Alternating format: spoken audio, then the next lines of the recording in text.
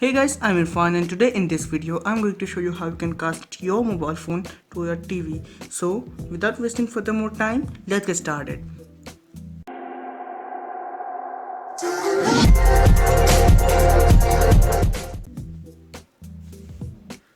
So first of all, on your mobile device, what you have to do, you have to just go to the screencast smart view, or that can be anything on your phone. So on my phone it is smart view, so let's turn it on.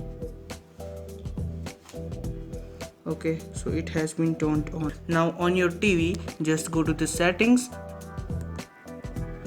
On your network setting, go to Miracast or Intel's Wi-Fi and just turn it on. Okay, now it is searching your device and just hit connect on your device and you will see this type of screen, and just you will see here signal detection and it is connected. Okay, so as you can see this phone.